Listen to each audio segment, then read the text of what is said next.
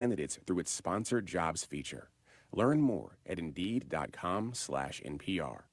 And the listeners who support this NPR station.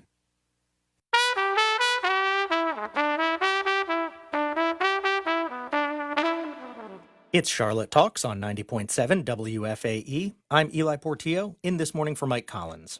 As the new school year begins, anxiety around immigration and customs enforcement in and around school campuses is palpable. At a recent CMS board meeting, parents and community members voiced their fears about the possibility of ICE agents entering campuses. This comes even as board members and other officials have said protocols are in place to prevent ICE from entering campus if they don't have a valid warrant or subpoena.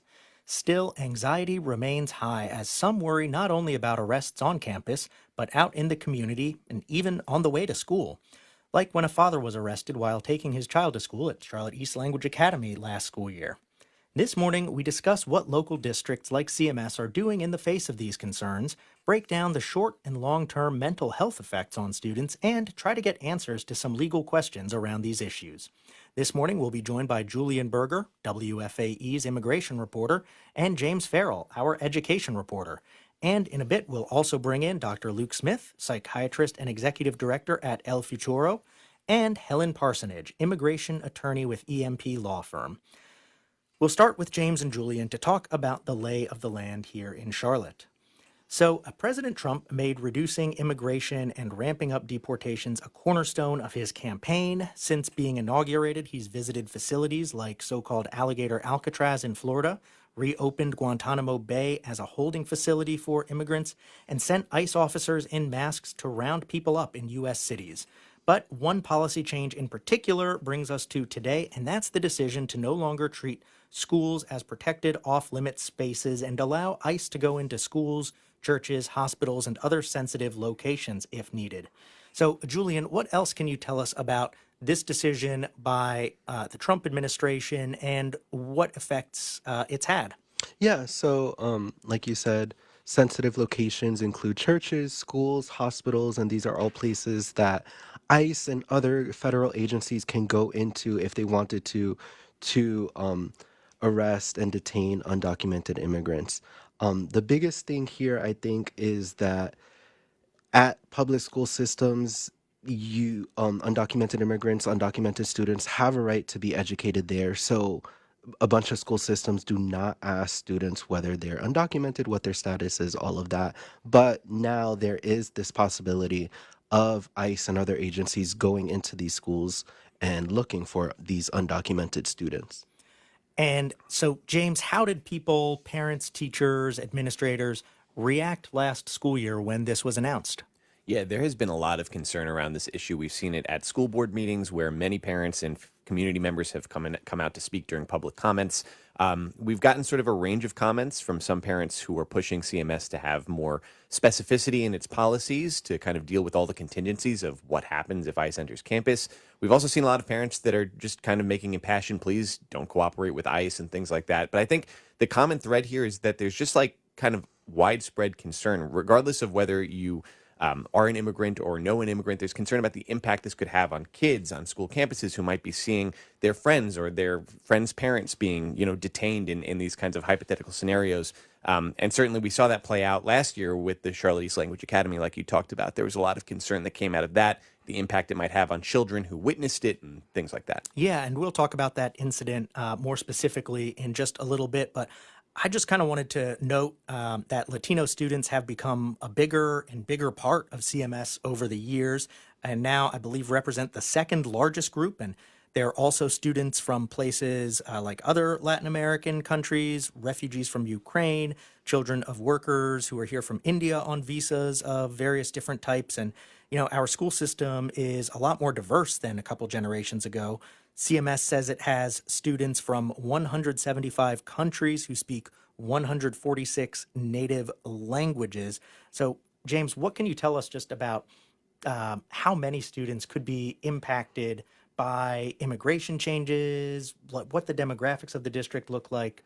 Because CMS is very far from being just a black and white school district. Right. And the last numbers I saw, for instance, in 2022, CMS had more than 25,000 English language learners. I think roughly 30% of the district is Hispanic. But to Julian's point, CMS doesn't inquire about immigration status. So in terms of like who may or may not be a target of ICE enforcement, I don't think we know that information. But in terms of who might be impacted, and as I'm sure we're going to talk about more, immigrant communities who might be afraid to send their kids to school and the kind of impact on attendance. This could have wider reaching consequences than just those who may or may not be targeted for some kind of enforcement operation or something like that. And community members have been vocal. Here's Myra Trinidad, a community member, speaking at the school board meeting recently where parents were upset at the potential of ICE showing up on CMS campuses.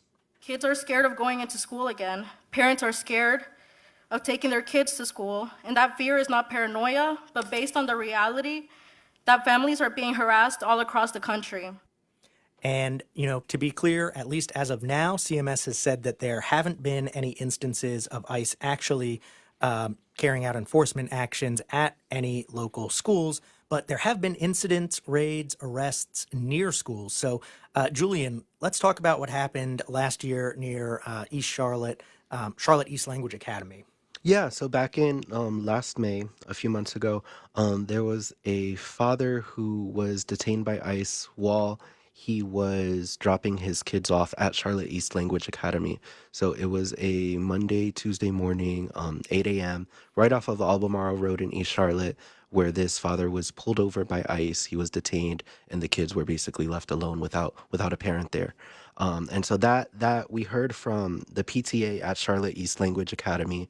And since then, they've been very vocal about this. It happened just off of Albemarle Road, not on school property, but it was where cars kind of line up so that they can drop their kids off.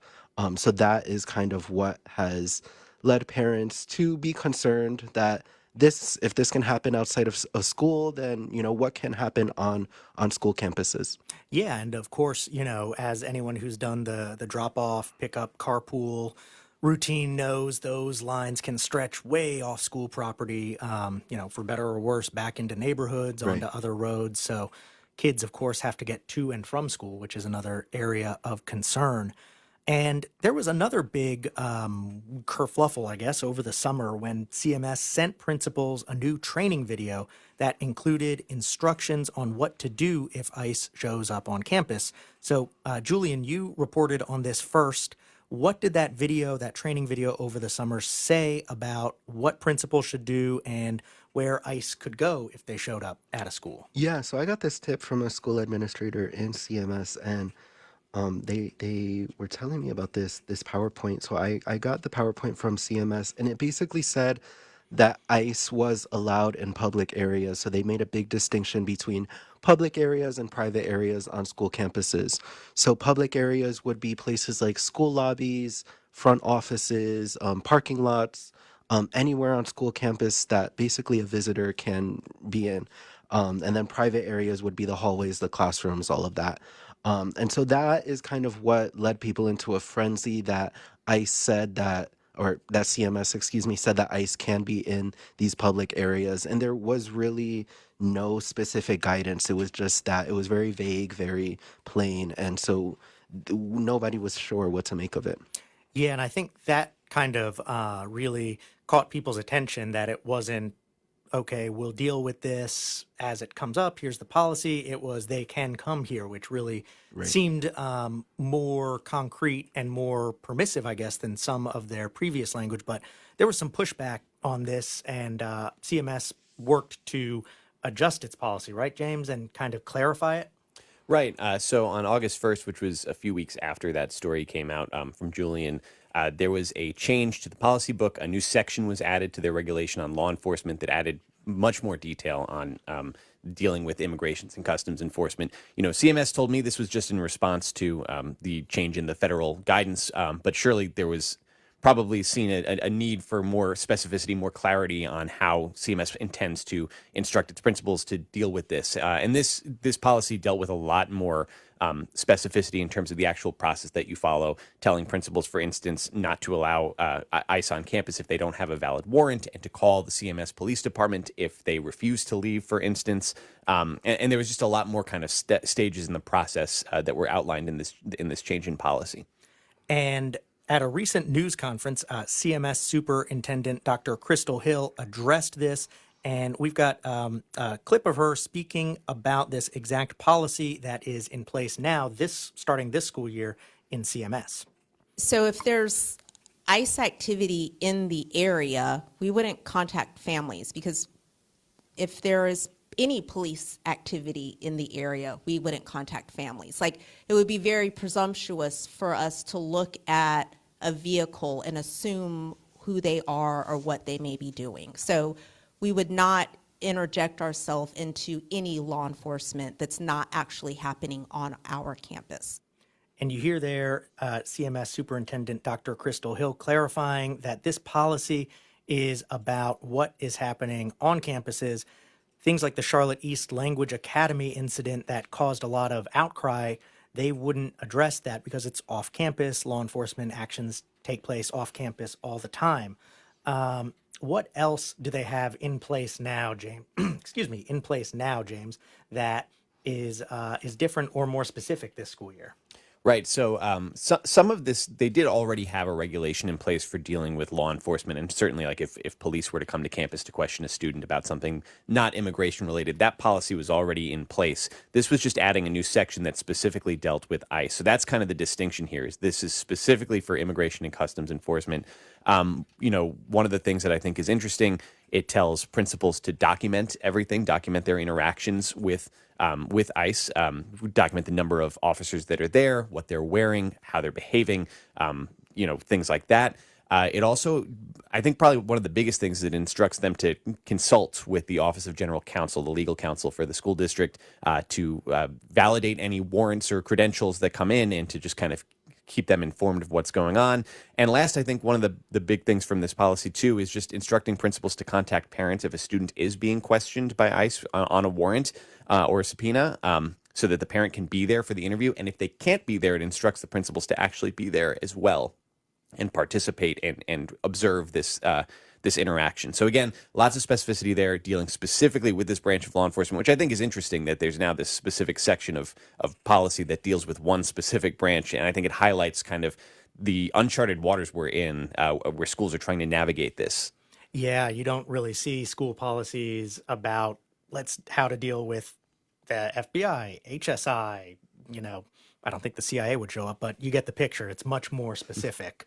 A Stanford study of California school districts found that absences jumped 22% when ICE raids were occurring in the community. And Axios Charlotte has reported that at CMS, absences among Hispanic students in the 2025 previous school year were up 9.6% compared to a district-wide increase of 6.8%. So it's still early days, and that data isn't definitive in terms of correlation and causation, of course. But Julian, what are you hearing about the issue of absences in the community? I know you've reported also about people staying home and away from businesses in Latino neighborhoods. Yeah, I think especially last school year in May, when there was a big increased ICE presence in the city, there were a bunch of absences from Latino students, from immigrant students who were scared to go to school and for ICE to show up on campus. And now once again, CMS, they have said that ICE hasn't been on any campuses yet, but this is a fear that students do have. And this is Charlotte Talks on 90.7 WFAE. After the break, we'll pick up that thread on what effect these ICE policies could have on school attendance for students.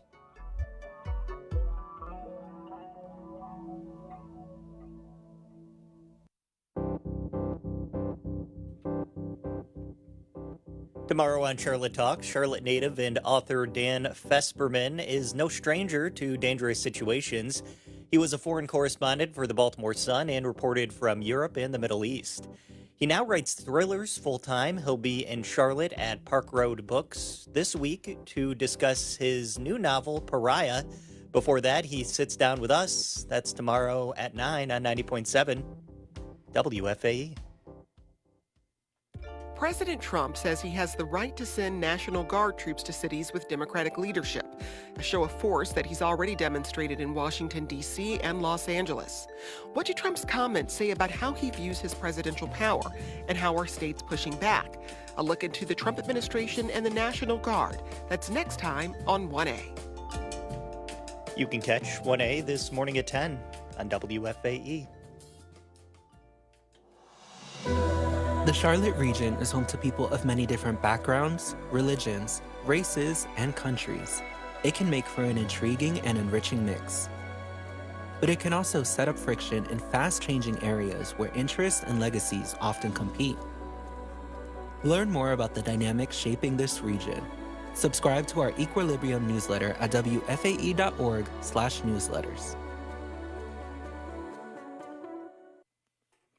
It's Charlotte Talks on 90.7 WFAE. I'm Eli Portillo, in this morning for Mike Collins. We're talking about ICE in schools and what parents, teachers, and students need to know. This segment, we'll be joined by Dr. Luke Smith, a psychiatrist and executive director at El Futuro, in just a moment. But before we turn to him, I want to finish our conversation from the previous segment.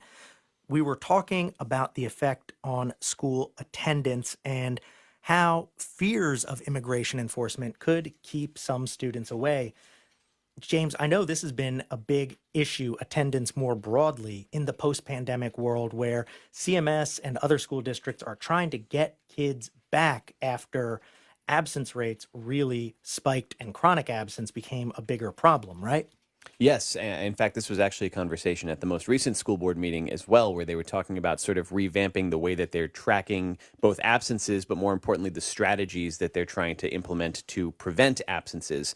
So there's certainly been a lot of concerted effort on this to try and bring kids back and find the right way to intervene when they are being chronically absent. So I'm sure this is adding to those tensions. Yeah, it's kind of like they're trying to get chronic absences under control, back down. And at the same time, there's another risk factor for absences being piled onto the district, and that's fears of ICE. Right, exactly. And I know broadly, too, there's some talk about how this might affect, for instance, like school membership, which affects school funding and how schools get the formulas that are used to determine how much money they get from, for instance, the state. So, in terms of whether this could affect longer term, students just not going to school at all, being pulled out of the district, no longer being counted in that membership, I mean, that remains to be seen. But I'm sure that's something that's in the back of the head of administrators as well. Well, we'll keep an eye on those statistics as they start to come in and the school year rolls on. Wanted to note, in a written statement to the New York Times responding to research findings about increased absences, Abigail Jackson, a White House spokeswoman, said, quote, "Illegal immigration is incredibly disruptive to all Americans, including families, students, and teachers. The Trump administration won't apologize for enforcing the law and restoring order to American communities." So, Julian, you've looked at data recently about the number of ICE arrests in and around Charlotte in North Carolina and where people are being arrested. Despite fears and really high-profile visible arrests in places like Home Depot parking lots, a majority of people arrested by ICE are still being taken into custody in jails. Is that right? That's right, Eli. So there's data that is collected through public records requests from ICE, and it shows that the majority of these arrests are happening in places like jails, so local jails, state jails, federal jails. Undocumented immigrants that are charged and in prison or in jail are then deported, detained by ICE, and deported back to their home countries.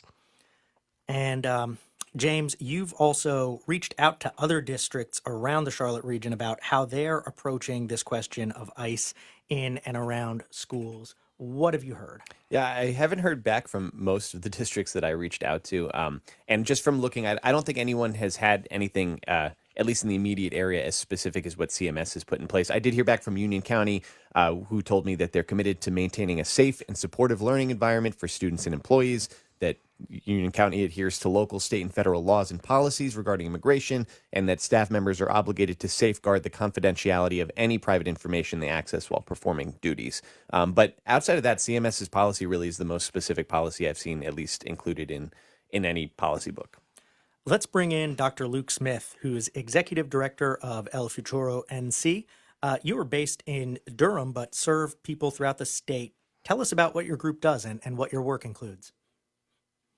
Yeah, we're mental health primarily, but we also do substance use treatment. And I'm not a native speaker. I learned Spanish along the way in school, like many people, and found myself as a child and adolescent psychiatrist seeing immigrants. And as they came in wanting to do a better job, I increased my Spanish by various activities and then recruited other people. Now we have close to 100 people on staff working in 66 counties around North Carolina, seeing these children who are affected by these policies. And in January, you noted that you were already seeing mental health issues such as stress and anxiety in many of your Latino clients. Latinos make up about 11% of the state overall. It's grown fast, and more in some places like Charlotte. What do those issues you're seeing look like? What kind of challenges are you seeing with your clients as it relates to immigration, uncertainty, and stress?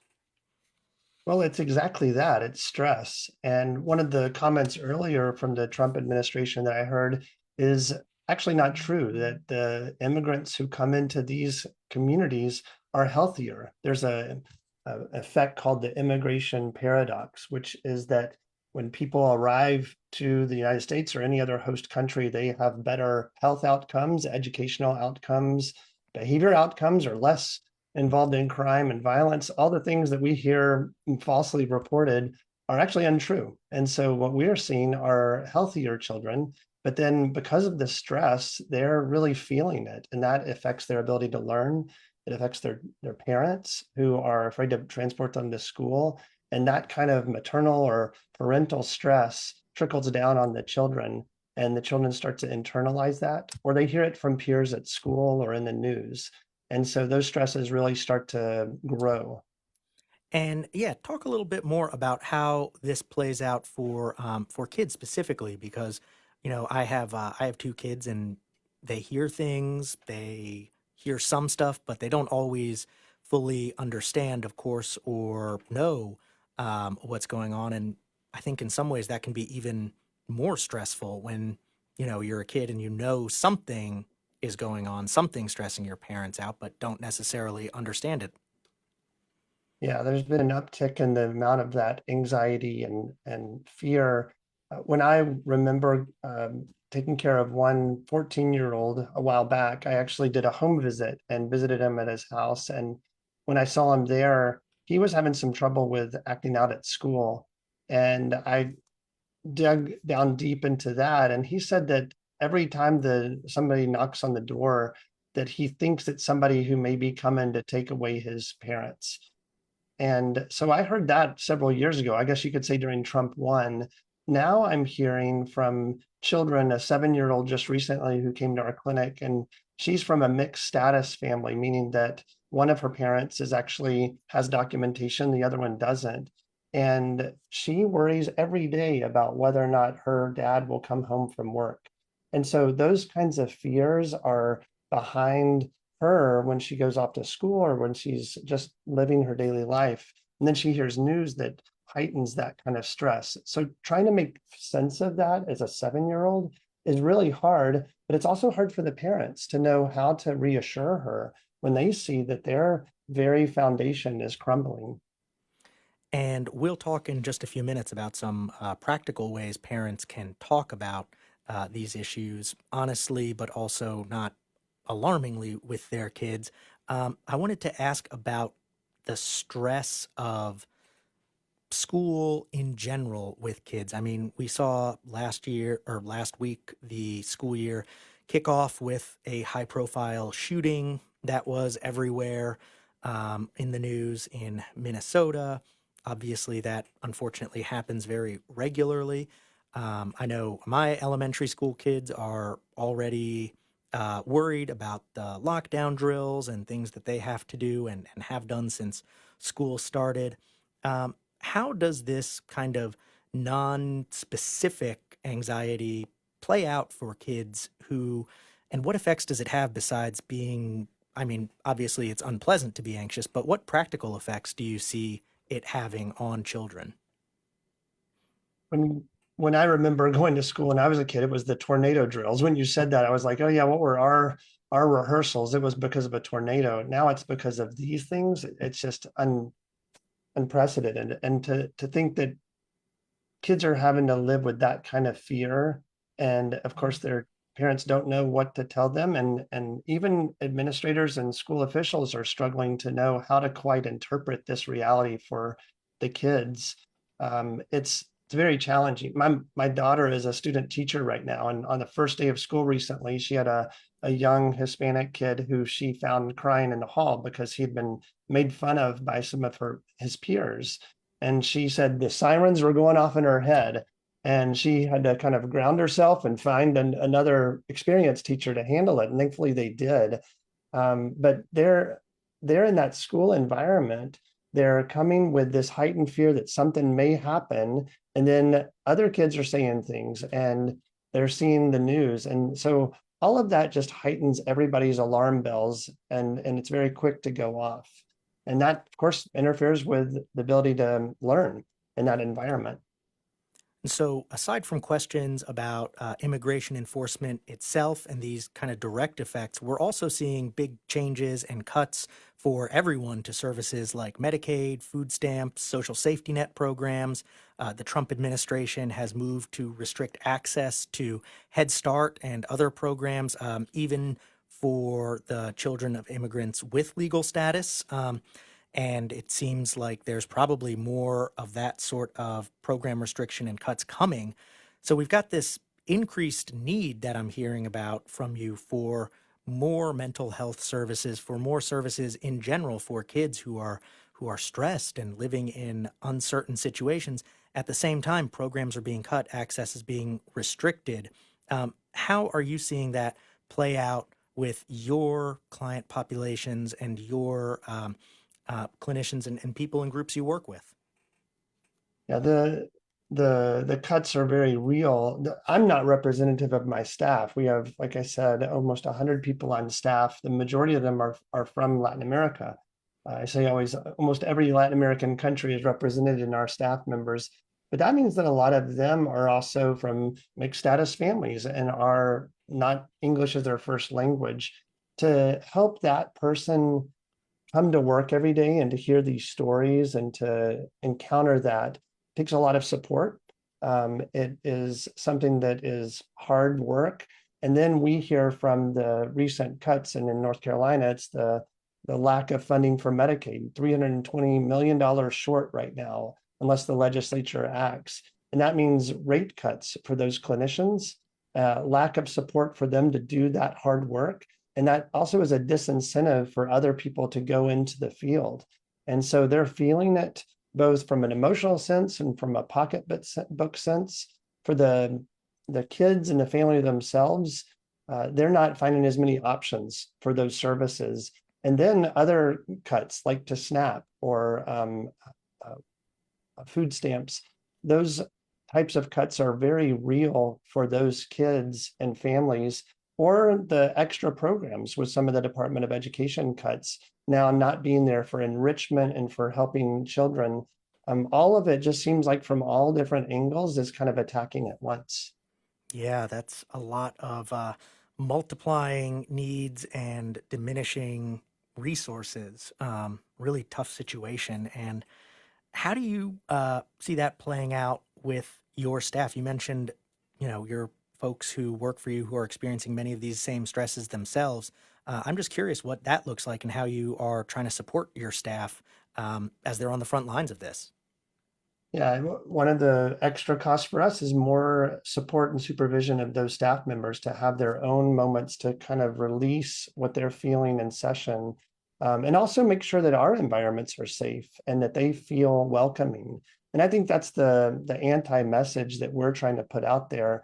earlier this year when we were seeing people very wary of going to schools. And I remember a mom I took care of, she didn't bring her child to one of my appointments. And it was strange because they're always here. The young girl was doing better in school and they didn't show up. And I called her and I said, hey, where are you? What happened? And the mom was having panic attacks of traveling. She's lived here for 25 years and she was having trouble bringing her kid to the clinic.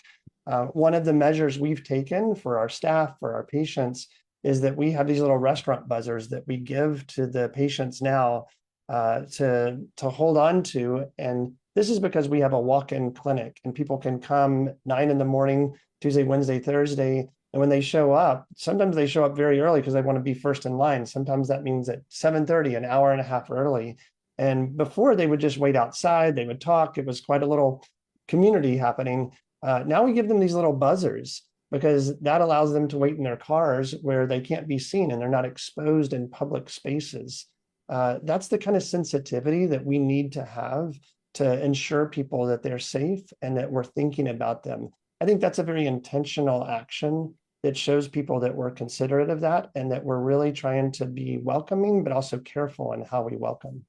Yeah, well, let's talk some more practical advice and steps people can take. So, what can parents tell kids who are anxious about this, who are hearing stuff from their friends, and whether they have undocumented relatives themselves, whatever their immigration status is, especially younger kids, I think, can be concerned about hearing things, whatever their immigration status is. Yeah, the first thing I think about is checking our own pulse when we respond to an emergency, and that oftentimes those parents are bringing emotions or talking about adult topics that really need to be sheltered from those children, and that we need to think about if it's a 5 or 6-year-old child, that on their level, if they're seeing some loss or potential loss, that the adults are in charge and that the adults are taking care of things. And that we're making sure that whoever it is in a safe place and that we're doing our best to take care that the person, whoever that might be, is coming back home or coming back to the family soon. And then we leave it there and we just keep encouraging. One of the things with kids is they need structure. They need that environment where they have something that they anticipate and then that's fulfilled and then that feels good. We've always used that strategy, and that's one that we have to continue to employ, even when we feel like the structures are not as predictable. For the older kid, maybe the adolescent, they're looking for help these days. There's a lot more talk in adolescence where people are more open to it. You see it in social media. And so let's get them the help. Whenever they want to talk, let's be ready to talk, either as the parent or a trusted adult or somebody in the school or a counselor or psychiatrist like me. That just a casual conversation can be very validating, very helpful for that kid who's experiencing fear and needing to get those emotions out because they're going to come out in some way. We just want to make sure they come out appropriately. Yeah, and it seems like a lot of times the worst thing you could do is just completely not address something and have we're not talking about that. We don't talk about that. Mm-hmm. That's right. When you don't like to shove it down and punt it till later, we'd like to get it out now and kind of unwrap it whenever the kid's ready for that. Sometimes it's distraction. And then I always think about just the ways that kids need to be up and active, not on devices. There's a lot of good work being done around the therapeutic benefits of nature or physical activity. All of those things come together. Another thing that we do is cultural celebrations and really valuing that. And that's something that's become mainstream for our work is linking people back to heritage and culture. Well, after the break, we'll talk with an immigration attorney about some of the legal questions about the whole situation of ICE and school enforcement and what gray areas exist. That's next on Charlotte Talks.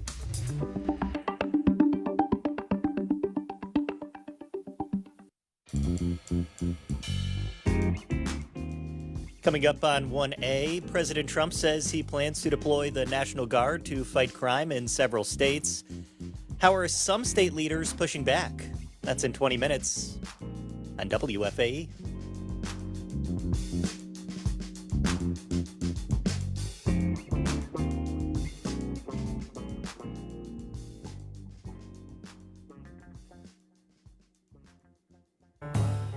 Peter Sagal here, and if you're in your car, I want you to try something. Roll up the windows, you're all sealed inside, take a good smell. Can you smell that? That was the great cologne experiment of 2004. You should not have gone with the dollar store for that one. Well, you can lose that old car smell by donating your vehicle to one of your favorite causes, like public radio. It only takes a few minutes, and just like that, you've supported this station, and well, you are on your way to a life of better smells. Just head to WFAE.org/cars to get started. Support comes from Mazda of South Charlotte, pledging to help end child hunger in the Carolinas through ongoing support of Second Harvest Food Bank of Metrolina. Details about this initiative at mazdaofsouthcharlotte.com. Support also comes from listeners like you who become ongoing monthly sustainers. To find out more, you can visit our website at WFAE.org, and we thank you so much for your support of public media. It's Charlotte Talks on 90.7 WFAE. I'm Eli Portillo in This Morning for Mike Collins. We've been talking about ICE in schools. Immigration and Customs Enforcement has the ability to go into schools, hospitals, churches, and other protected areas that were previously off limits. It's been close to, I believe, 8 months since the Trump administration reversed that longstanding policy, and now we're going to talk about some of the practical ramifications there. We've got Helen Parsonage, attorney with EMP Law. She is an immigration attorney, and she's going to break some of this down with us. So, Helen, thanks for joining. Thank you very much for having me. It's my pleasure. So, to start, I remember during the last decade, during the Obama administration, which also deported millions of people, there was a big focus on groups like the so-called Dreamers, people who were brought here as children who didn't have legal status, but they were seeking a way to give them some ability to stay, if not a pathway to citizenship. That was really big in the news and in national discourse. What is the legal status of those programs like DACA and also like some of the humanitarian paroles and other programs that let many young people stay here previously? Well, to be honest with you, the status of a lot of those programs is very much up in the air. Currently, DACA still exists, thank goodness, and we've not heard anything for a while about terminating it, although the last attempt was in 2017. Young folks with DACA are able to renew their DACA.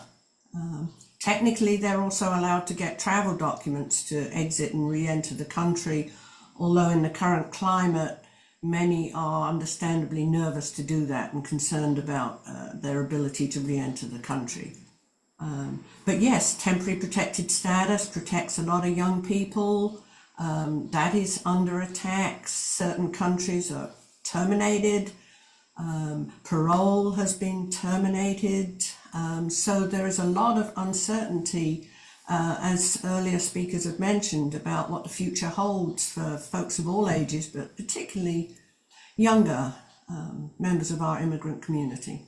Yeah, I know there have been issues around temporary protected status from countries such as Honduras, Afghanistan, places where that's been revoked. And it's honestly hard to keep track of what is being challenged in court and where various cases stand, even if you keep up with the news. So I would imagine that that uncertainty is really challenging for a lot of your clients who are trying to figure out and keep track of just what the latest is with their status. Well, that's right, and a lot of my clients have established careers, and have gone to school and have put down pretty deep roots, having been here since, in some cases, they were 1, 2, 3, or 4 years old. So that uncertainty, that on again, off again with temporary protected status, and believe me, you're not the only one who has trouble keeping up with the pendulum swings in the court cases. Even for a practitioner, it can be challenging. So what I'm seeing is people who don't know. I mean, I have one client, TPS was off, he lost his job, it was terminated. And then TPS came back because of a court case, so his employer took him back. Now he doesn't know if he's going to be laid off again. So for the employer and the employee, it's a really anxiety-provoking situation. And how are you seeing this play out with mixed status families, with families where one parent might have a immigration status or citizenship, permanent residency that allows them to stay, and another parent doesn't, or where kids might be citizens, parents who aren't? How are you seeing this play out in those situations and with families that are dealing with that? Well, they're dealing, a lot of families are dealing with it with anxiety. A lot of families are just so uncertain as to what's going to happen to their loved ones. I think, we all need to stop and think for a moment what it would be like to think that our spouse or our parent might suddenly disappear or be taken away from us, especially for the younger members of the community. But also, if you've been married for 10, 15 years and then suddenly somebody might take your spouse away, we just need to remember how that would feel. A lot are trying to explore whether they do have any options, but to be honest, the reason most people are undocumented is, strange as it may sound, to some people, they're not undocumented out of choice, they're undocumented out of lack of options. And I don't think I've met an undocumented immigrant who would not jump at the chance to get a visa or a work permit or a green card. Yeah, and how are people able to practically prepare, with things like custody questions and concerns for families with mixed immigration status? I've read some about, people trying to delegate who would be in charge of children if they were to be detained. Are you seeing that as well? I get a lot of questions about that. There are a number of programs across the state, notably through the North Carolina Justice Center, holding power of attorney clinics.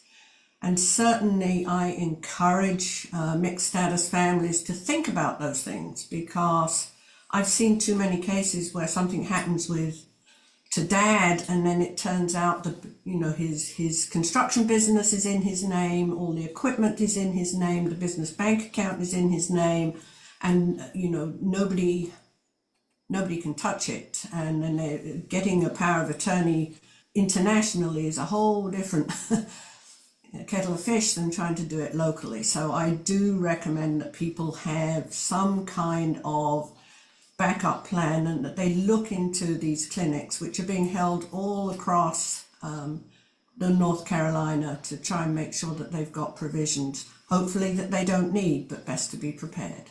Mm-hmm. Yeah, hope for the best, plan for the worst kind of situation. Well, regarding schools and ICE enforcement, there's been a lot of controversy about where exactly ICE can go, where law enforcement officers can access, what that looks like, and what kind of warrants enable that. We've got school board member Dee Rankin, who was responding to community concerns during a recent CMS board meeting, talking about that specifically.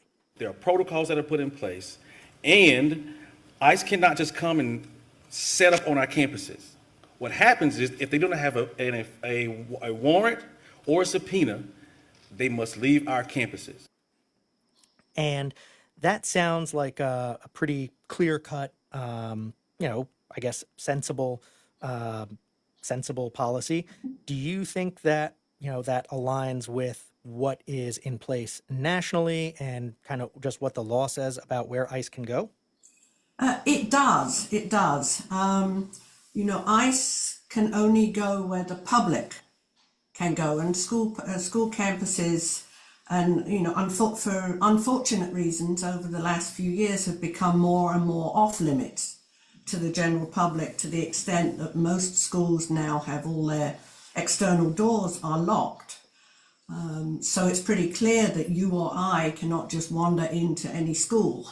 And ICE have the same rights that you or I do, and no more.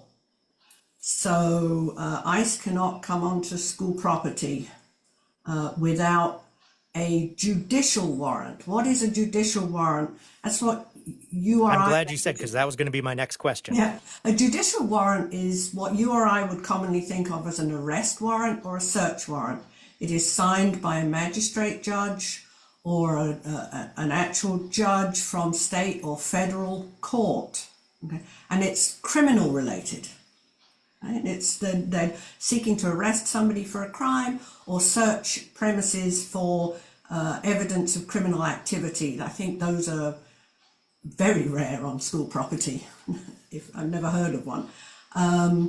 ICE, I used to say almost never has a judicial warrant. I will go further and say ICE never has a judicial warrant.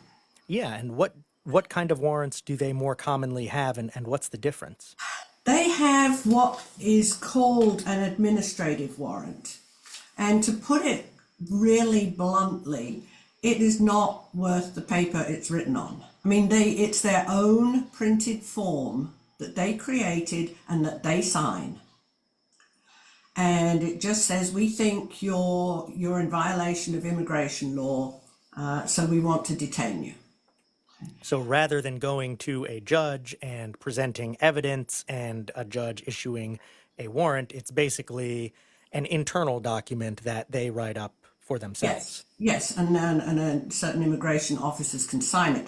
Not only don't they go to a judge, they couldn't go to a judge because in the vast majority of cases, undocumented immigrants have not committed a crime, a status crime. So being undocumented is not a crime. So you can't get a criminal arrest warrant for it. So, that begs the question, the last part of that person's statement about they have to leave. That is the gray area that we are seeing under the current administration, in that ICE agents are not always observing the letter of the law, or even the spirit of the law, quite frankly. Yeah, I was going to ask about that because, okay, I'm just thinking of the school my children attend as an example. There's a locked front door. There are no alternate entrances. It's a modern building with controlled access, double doors. It's pretty clear where you can and can't go. But there's a parking lot. There's actually several parking lots. And if ICE wants to sit in a car at the edge of the parking lot and watch the parents who are coming and going, which I know is a concern that many families have, I mean, that parking lot is a public area. It's not restricted access the same way the school building is. What does that look like? And that, to me, seems like a real potential flashpoint under this policy. You're exactly right, and that's it's a similar scenario that I discuss with clients vis-a-vis ICE coming to your front door. ICE cannot come in your house unless you give them explicit permission or even implicit permission, which can sometimes be just opening the door. But that doesn't prevent ICE from waiting around the corner for when you go to work or when you go to the grocery store or when you're coming home from work. The same is going to be true for schools. That there is nothing under the law to prevent ICE from setting up on the road, outside the school, or round the corner from the school. So the law does not prevent them from doing that. I think community expression and community support, as we've seen in some communities, can have some impact there, where the community, I'm going to use the word confront, but I don't mean that in a violent way, but just a presence by the community letting ICE agents know they're not welcome, just very peacefully grouping and observing, because being seen is what they don't want.